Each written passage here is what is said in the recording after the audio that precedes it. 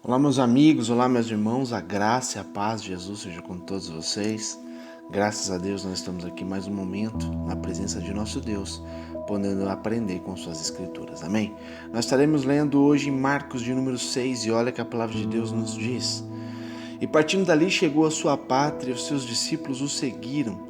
E chegando o sábado começou a ensinar na sinagoga, e muitos, ouvindo, se admiravam, dizendo: De onde lhe vêm estas coisas?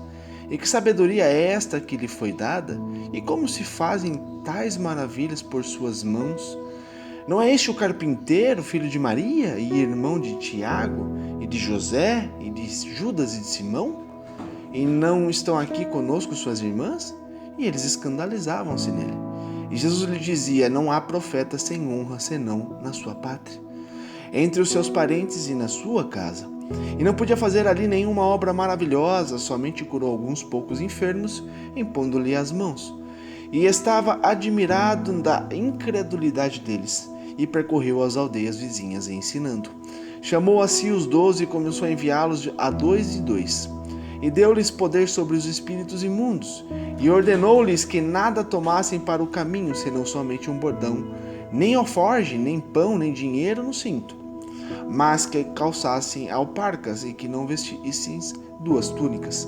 E dizia-lhes: Na casa em que entrardes, ficai nela até partires dali. E tantos quantos vos não receberem, nem vos ouvirem, saindo dali, sacode o pó do corpo que estiver debaixo dos vossos pés, em testemunho contra eles. E em verdade vos digo que haverá mais tolerância no dia do juízo para Sodoma e Gomorra do que para os daquela cidade. E saindo eles pregavam que se arrependessem, e expulsavam muitos demônios, e ungindo muitos enfermos com óleo os curavam. E ouvindo isso o rei Herodes, porque o nome de Jesus se tornara notório, o disse: João, o que batizava, ressuscitou dentre os mortos? E por isso essas maravilhas operam nele?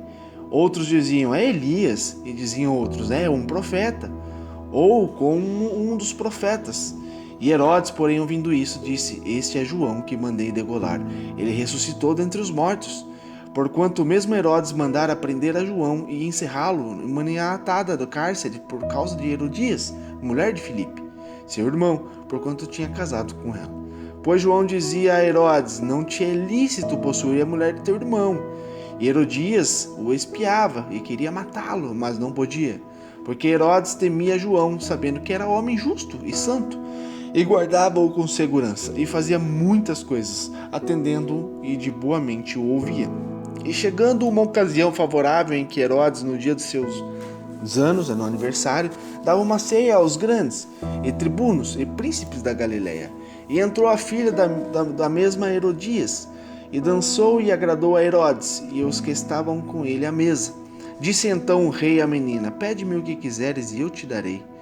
E juro-lhe, dizendo: Tudo o que me pedires te darei, até metade do meu reino. E saindo ela, perguntou à sua mãe: O que eu pedirei? E ela disse: A cabeça de João Batista. E entrando logo apressadamente, pediu ao rei, dizendo: Quero que imediatamente me des num prato a cabeça de João Batista. E o rei entristeceu-se muito, mas todavia, por causa do juramento e dos que estavam com ele à mesa, não lhe quis negar. E enviando logo o rei o executor, mandou que lhe trouxessem ali a cabeça de João. E ele foi, o degolou e na prisão. E trouxe a cabeça num prato e deu à menina, e a menina deu à sua mãe. E os seus discípulos, tendo ouvido isto, tomaram o seu corpo e o puseram no sepulcro. E os apóstolos juntaram-se a Jesus e contaram-lhe tudo, tanto o que tinha feito como o que tinha ensinado. E ele disse-lhes: Vinde vós aqui à parte, a um lugar deserto, e repousai um pouco, porque havia muitos que iam e vinham e não tinham tempo para comer, e foram sós num barco para um lugar deserto. E a multidão viu-os partir, e muitos o conheceram, e correram para lá, a pé, de todas as cidades, e ali chegaram primeiro do que eles, e aproximavam-se dele.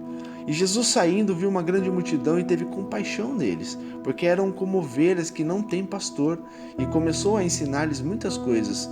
E como o dia fosse já muito adiantado, os seus discípulos se aproximaram dele e lhe disseram: O lugar é deserto e o dia já está muito adiantado. Despede-os para que vão para suas casas, ou para as aldeias circunvizinhas, e compre pão para si, porque não tem o que comer. Ele, porém, respondendo, disse-lhe: dai-lhe-vos de comer. E eles disseram-lhe: iremos nós e compraremos 200 dinheiros de pão para darmos de comer? E ele disse-lhes: quantos pães tendes? Ide ver. Sabendo eles, disseram: 5 pães e 2 peixes. E ordenou-lhes que tivessem assentado a todos em ranchos sobre a erva verde. E assentaram-se repartidos de 100 em 100, de 50 em 50. E tomando ele os 5 pães e os 2 peixes, levantou os olhos aos céus, abençoou e partiu os pães e deu-os aos seus discípulos para que pusessem diante deles, e repartiu os 2 peixes por todos. E todos comeram e ficaram fartos. E levantaram 12 alcofas cheias de pedaços de pão e de peixes. E os que comeram os pães eram quase 5.000 homens. E logo abrigou seus discípulos a subir para o barco e passar adiante para o outro lado, a Betsaida, enquanto ele despedia a multidão. E tendo-os despedido, foi ao monte a orar, e sobrevindo a tarde estava no barco no meio do mar, e ele sozinho em terra. E vendo que se fatigavam a remar, porque o vento lhe era contrário, perto da 4ª vigília da noite, aproximou-se deles andando sobre o mar e queria passar-lhe adiante. Mas quando eles o viram andar sobre o mar, cuidaram que era um fantasma e deram grandes gritos, porque todos os viam e perturbavam-se. Mas logo falou com eles e disse-lhes: tende bom ânimo, sou eu, não temais. E subiu para o barco para estar com eles, e o vento se aquietou, e entre si ficaram muitos assombrados e maravilhados, pois não tinham compreendido o milagre dos pães, antes de seu coração estava endurecido. E quando já estavam no outro lado, dirigiram-se à terra de Genezaré, e ali atracaram. E saindo eles do barco, logo o conheceram, e correndo toda a terra em redor, começaram a trazer em leitos onde quer que sabiam que ele estava, os que se achavam enfermos. E onde quer que entrara, ou cidade, ou aldeias, ou no campo, apresentavam os enfermos nas praças e rogavam-lhes que deixassem tocar ao menos na orla da sua roupa, e todos que lhe tocavam eram curados. Amém? Glórias a Deus por isso. Meus amados, nós vemos no decorrer da leitura de Marcos que em todo o tempo Jesus ele sempre estava ali fazendo grandes milagres e trazendo os ensinamentos.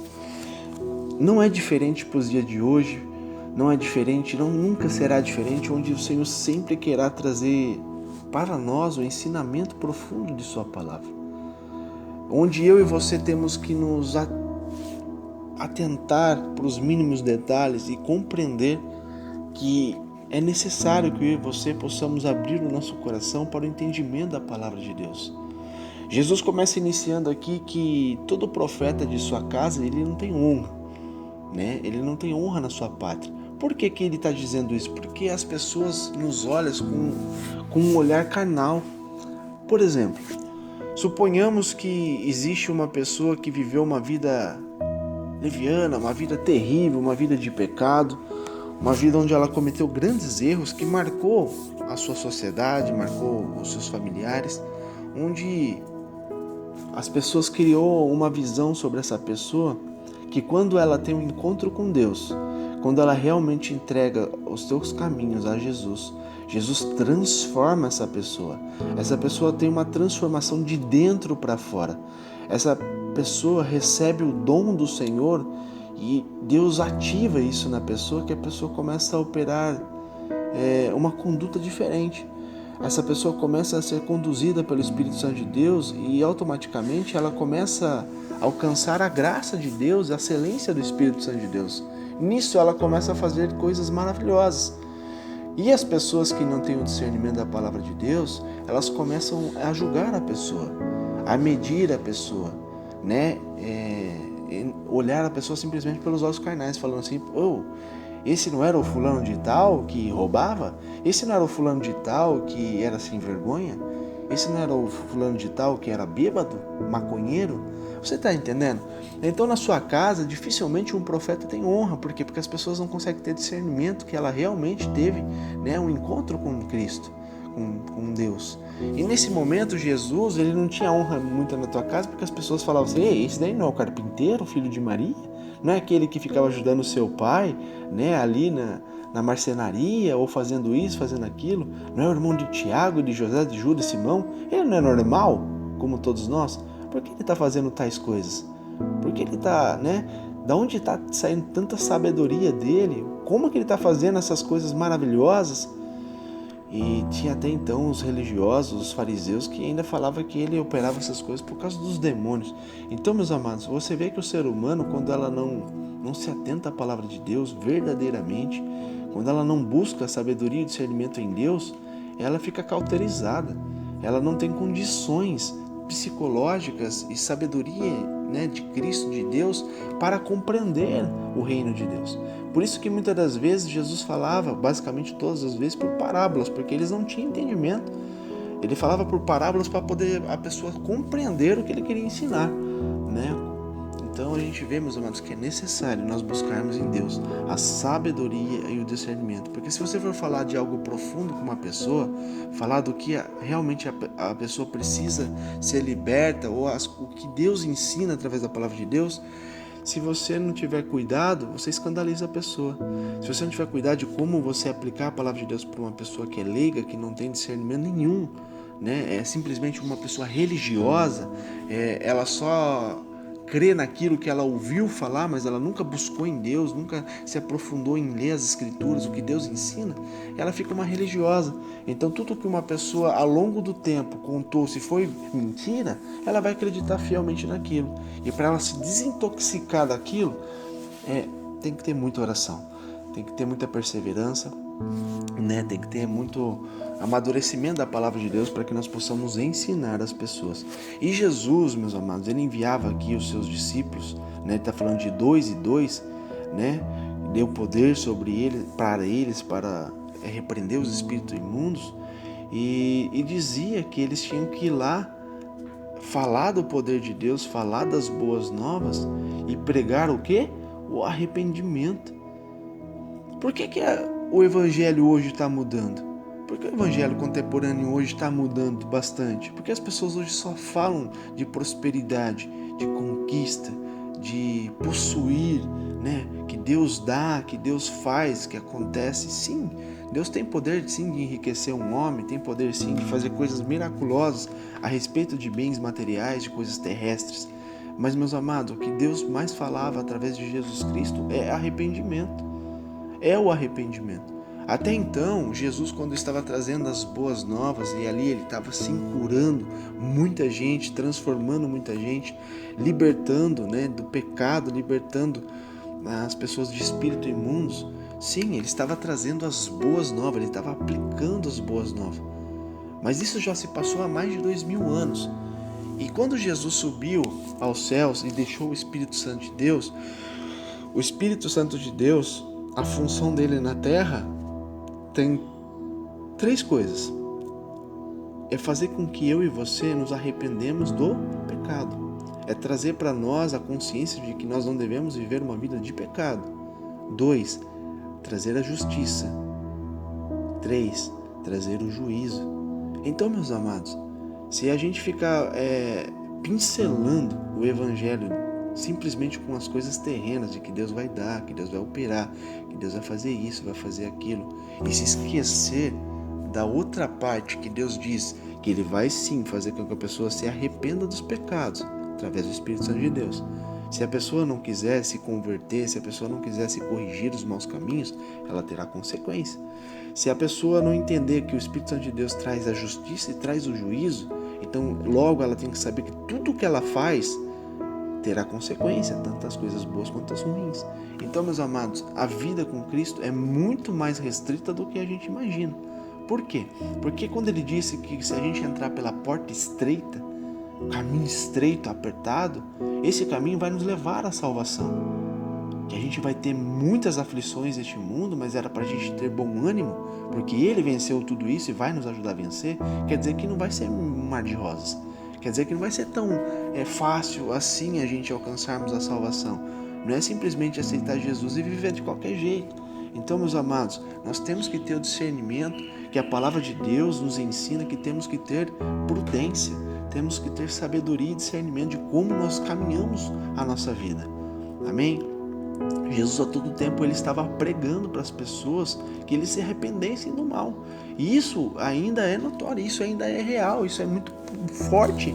E é o que mais tem que ser pregado nos dias de hoje, entende? Porque o inferno é real, meus amados. Por mais que foi criado por o diabo e para os anjos caídos, mas a pessoa que vive uma vida, sem consciência, uma vida sem seguir os critérios de Cristo, sem seguir os mandamentos do Senhor, meus amados, infelizmente vão parar nesse lugar, entende? Então não é simplesmente eu não roubo, eu não mato, eu não fumo, não uso droga, e eu não adultero, eu estou salvo. Isso é uma das coisas que você não deve fazer, mas existem outras coisas. Como outras coisas? Você tem que amar a Deus sobre todas as coisas. Esse é o primeiro mandamento que Jesus ensina. Quando as pessoas perguntavam, mestre, o que eu tenho que fazer para herdar a vida eterna? Lembra do jovem rico? De outras pessoas também que perguntou isso para Jesus? O que Jesus respondia? Você cumpre os mandamentos? Sim, eu cumpro os mandamentos fielmente desde a minha mocidade, desde pequeno. Eu não roubo, eu não mato, eu não fumo, não uso droga, eu não adultero, não falo mal dos outros, vivo uma vida de santidade, procuro buscar ao Senhor sempre, oração, sabe? Tenho uma vida correta perante o Senhor. E Deus viu, através de Jesus Cristo, que ele estava falando a verdade. Mas o coração dele estava acorrentado nas coisas deste mundo. E se Jesus fala lá em João 17 que nós não somos deste mundo, como ele também não é, e que ele trouxe a verdade para nós, o ensinamento, para que nós sejamos um com Cristo, assim como Jesus é um com Deus. Então logo nós temos que entender, meus amados, se a gente acorrentar o nosso coração com as coisas terrenas, nós colocaremos essas coisas acima de Deus. E se a gente colocar isso acima de Deus, nós não estamos agradando a Deus e não estamos sendo fiel a Deus. Logo, isso daí, com o tempo, se a gente não se arrepender disso, a gente vai criar algo dentro de nós que vai nos levar para o inferno. Então, meus amados, é muito mais complexo do que a gente imagina. Então não é tão simples assim, né? Ter uma vida de santidade. A gente tem que sim ter cautela, porque os tempos são os maus. Existe um inimigo invisível que a gente não enxerga, que são os anjos caídos, que eles estão a todo tempo procurando alguma coisa para nos fazer tirar o foco, para nos roubar a bênção de Deus, para trazer coisas ruins sobre nós. Lá em Salmos 91, a palavra de Deus diz algo que a gente pode tirar por base, né? 1000 cairão ao teu lado, 10.000 à tua direita, quer dizer, são 11.000 demônios para cada pessoa. Então você imagina só como é terrível no mundo espiritual. Por isso que nós temos que agradecer a Deus por tantos livramentos, aqueles que nós enxergamos e aqueles que nós não enxergamos, que são muitos, né? Porque todos os profetas, todos os homens e mulheres de Deus que querem servir os caminhos do Senhor terão aflições, sim, né? Infelizmente, naquele tempo, no contexto daquela história, muitos deles pagaram com sangue, eles foram martirizados. A gente vê aqui sobre João Batista, né? Um homem que era sério, um homem de Deus, um homem fiel a Deus, um homem que se desviava do mal, foi o homem que batizou Jesus, que teve a revelação desde o ventre, né, onde ele estava ali predestinando Jesus Cristo, dizendo bem antes de Jesus começar o seu ministério, com 30 anos, ele estava ali no deserto dizendo, né, preparai o caminho do Senhor, né, preparai, se arrependei, preparai o caminho, porque o Messias está vindo. E ele sim batizou Jesus, ele viu o Espírito Santo de Deus entrando em Jesus e dando um start, né, no ministério de Jesus. E ainda assim aquele homem foi decapitado, mas ele morreu com honra e Deus o coroou. Amém? Eu creio que ele tem a recompensa dele no céu. Então, meus amados, a gente vê que o mundo não vai ser fácil, sabe? As coisas não vão ser tão simples assim.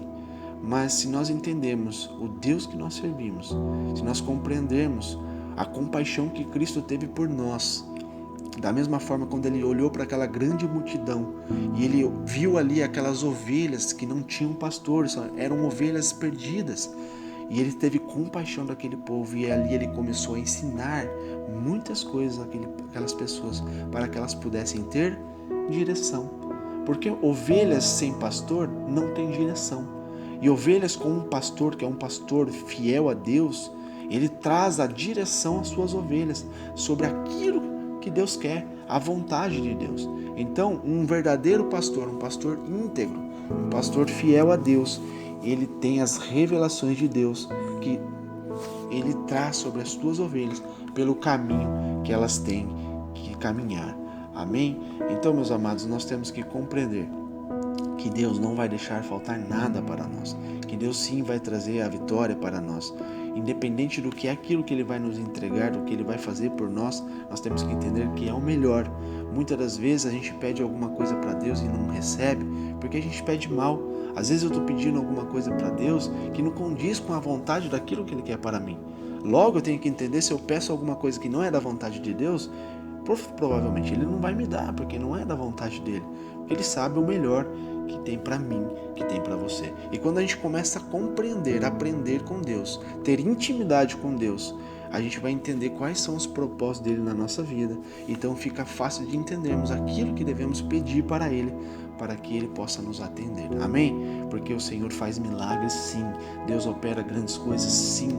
Deus, ele supre as necessidades e também supre também os desejos, os sonhos do coração dos homens, sim.